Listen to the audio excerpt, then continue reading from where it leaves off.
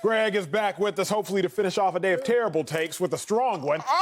But got to go to Marcellus first. Yeah. Is there any chance that the Cowboys draft a quarterback in the first round? Hell no. Did you hear Jerry's laugh? That was one of them laughs like, boy, you lucky you got me on this damn live air. Because, boy, I would dog curse you for this ignorant question. Hell to the no. Are they going to draft a quarterback? Now, look, if Trevor Lawrence falls in the draft to the Dallas Cowboys, I think the Dallas Cowboys will sit there, hold Trevor Lawrence hostage as trade bait to get another team to go and get him.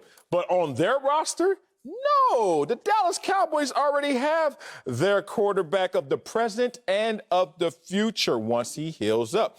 I have to remind people that Gilbert's touchdown that we saw against the Pittsburgh Steelers was only the second touchdown by the Dallas offense since Dak Prescott was hurt, and that was 36 possessions later. Imagine if you guys could, a quarterback that was in this draft that could guarantee you wins, could guarantee you points. I wonder, would you draft that same quarterback? Well, this full screen will illustrate who you're going to draft. It's the quarterback you already have. Dak or a bust? Whoa, 32 points a game with Dak Prescott. And only 10 cents. 6.5 net yards of play. We see all that, the yardage, 488, 278. You see two categories in which they're the worst team in the NFL since Dak has been injured. My question to you two is simple. If there was a quarterback to draft that can guarantee you 22 more points in the draft, you would take him, right? Well, then you already got him on your roster. Shut up the talk of drafting another quarterback. Dak Prescott is this franchise's quarterback.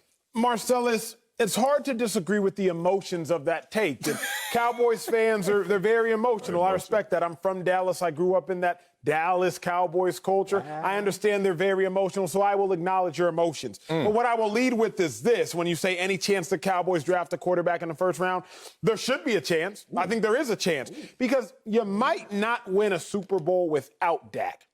But stats, study, and data shows you won't win one with him. You might not win one without him, but the data, not my opinion, the data shows you won't win one with him. Let me elaborate on said data. Please.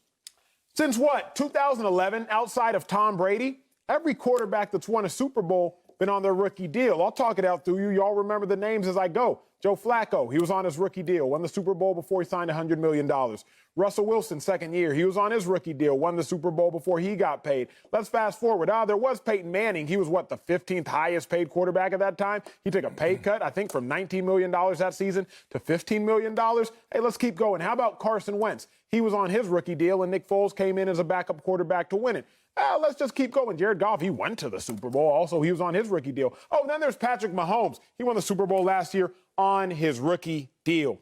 You might not win the Super Bowl without him, but you won't win it with him. This isn't my opinion on how good Dak Prescott is. This is the facts of cap and cap structure. In the NFL, you just don't win a Super Bowl when you're commanding that much of the cap. If Dak Prescott were to be kept, he's obviously getting tagged again. If he's not getting tagged again, he's making $30+ million.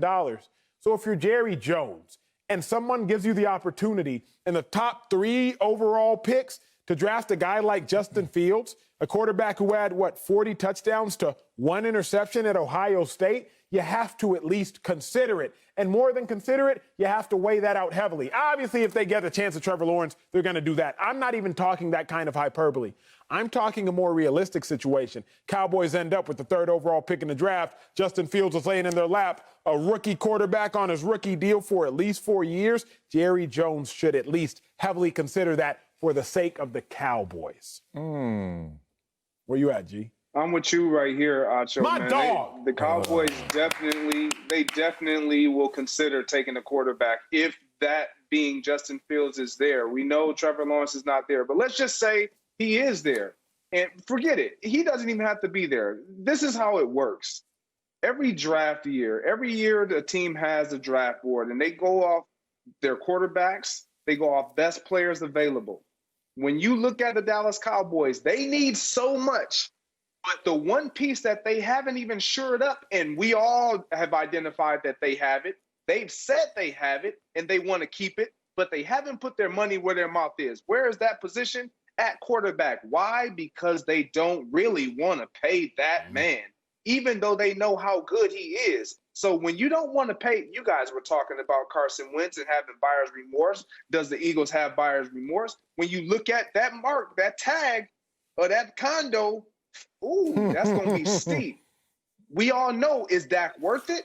We believe so. But the Dallas Cowboys are looking at a draft like, but could we possibly get something that's not even as expensive, but can render us something better off down the road? Potentially. We don't know. We haven't won with them. The points are great. I love what Dak provides, but we haven't won. We haven't been deep into the playoffs. We haven't got past the divisional round. So all these things that we want to do are still on the table with or without Dak Prescott. It's a draft. This is why we have to evaluate talent. You have to take the best available talent possible. And if Justin Fields is there and Dak Prescott is injured right now.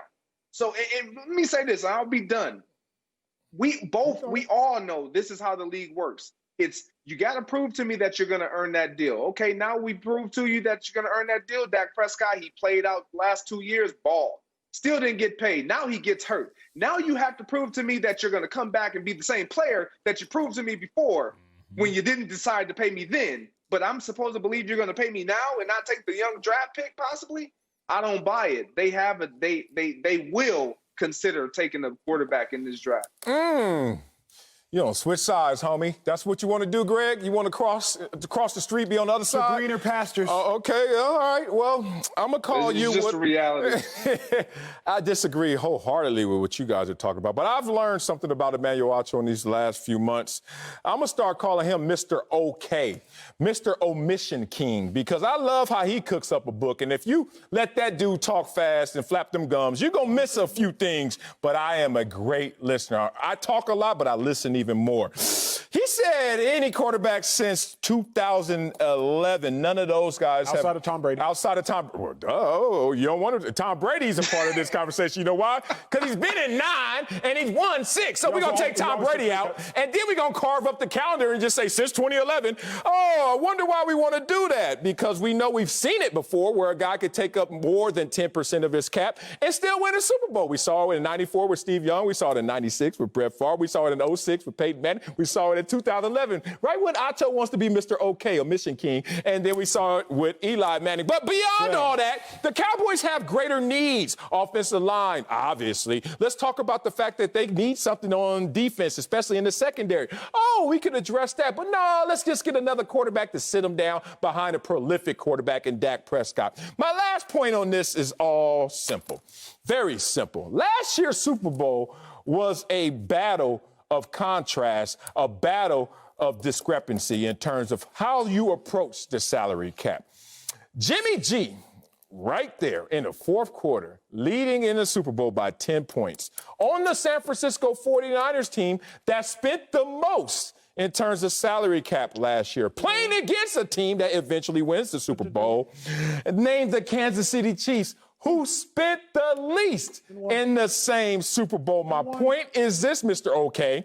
You can spend the most, you can spend the least, and you can still have an opportunity anywhere in between. If you believe in coincidence, if like, you believe in reality. Such a great coinky-dink. Reality. No, Marcellus, who won the Super Bowl?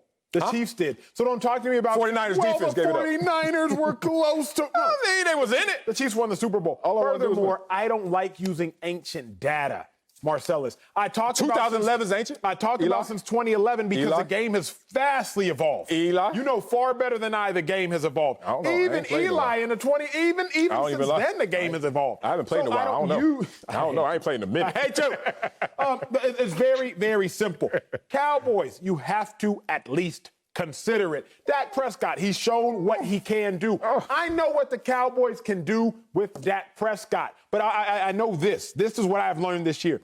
The Cowboys are very bad without Dak. Yes. But if you were to get in that younger, cheaper quarterback, can you fix the other issues on the roster?